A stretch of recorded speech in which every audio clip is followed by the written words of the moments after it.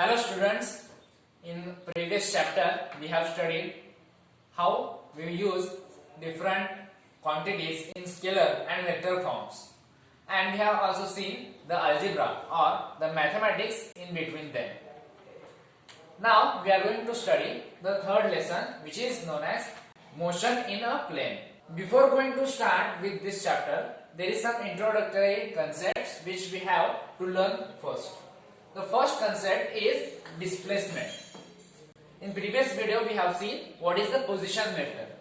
So using the concept of position vector, we will define what is the displacement. Here this is coordinate axis, here it is x axis, here it is y axis, and here it is origin.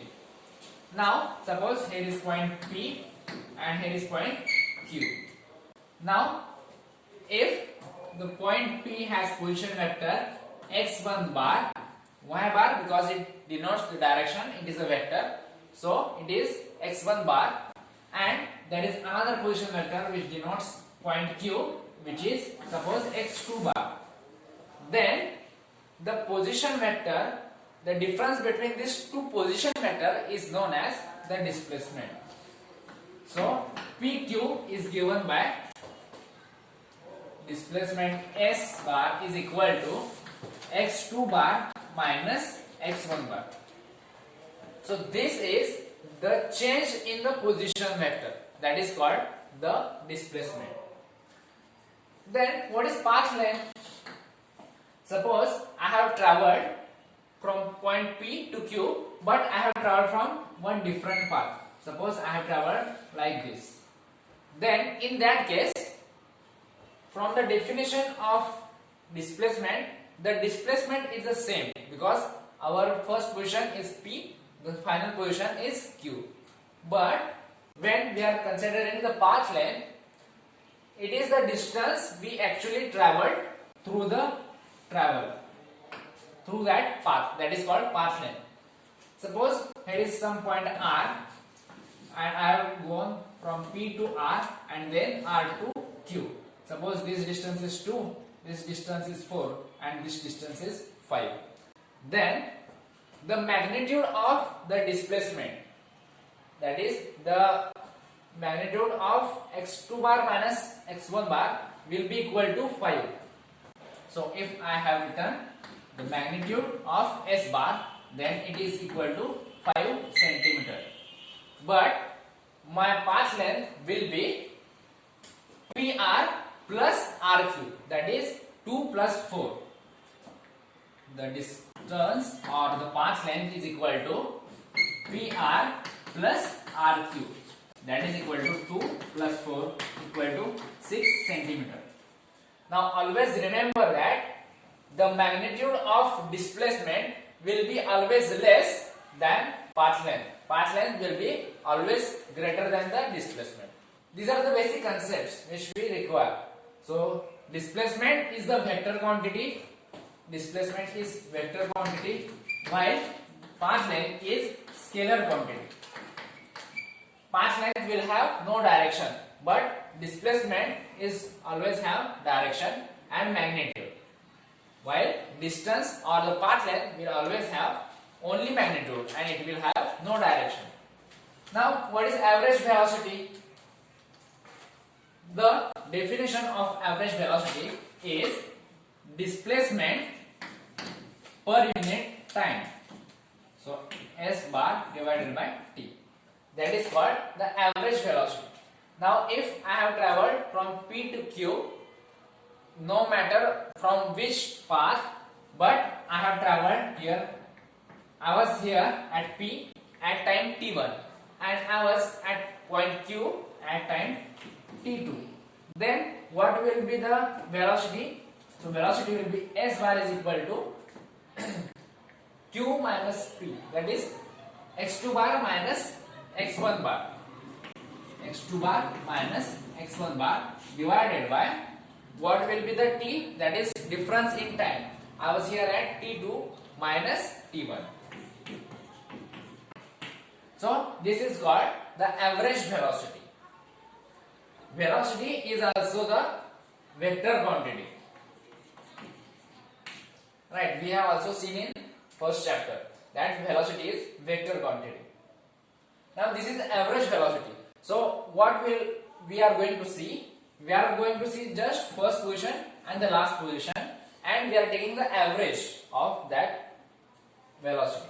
Now what is average speed? Average speed is distance divided by time.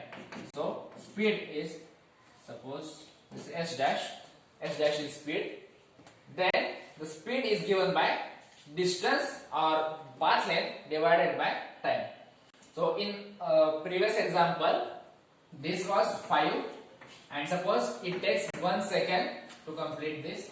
So the magnitude of v bar is equal to 5. So the unit will be meter per second. The unit for displacement and path length will be meter in SI units system. And for average velocity and average speed, the unit will be meter per second. So here in this case it will be 6 divided by 1, that is 6 meter per second. Right. In this case also speed can be greater than the velocity. Sometimes if I have traveled directly from P to Q, in that case the magnitude of displacement and path length will be equal. Similarly, the magnitude of average velocity and the average speed will be the same. Now there is another concept which is called instantaneous speed or instantaneous velocity. So if we are going to see the speed, then it will be the scalar quantity. If we are going to see velocity, then it will be vector quantity. Instantaneous means at this time, at present. Suppose I am traveling from this path. I have traveled from point A to point B. Then instantaneous speed can be different at different points. But what we have earlier seen, average velocity and average speed, this will not change throughout the path, because there will be some time t and there will be some distance s or vector s bar, that is displacement vector, that is fixed. So the average velocity and average speed will not change. But what is the instantaneous speed or instantaneous velocity is at this particular time, what is the speed. So we will cut down this very small portion, and then we can see the final position and initial position, and then for this small region we will calculate this. Instead of x2 and x1, we will call this distance as x delta x, and the time will be delta t. So this is the definition for instantaneous speed, and if it is velocity, then this will be the vector, and we will write this as v bar. So in general we will calculate the average velocity, but in some problems we need to find out the instantaneous speed or instantaneous velocity.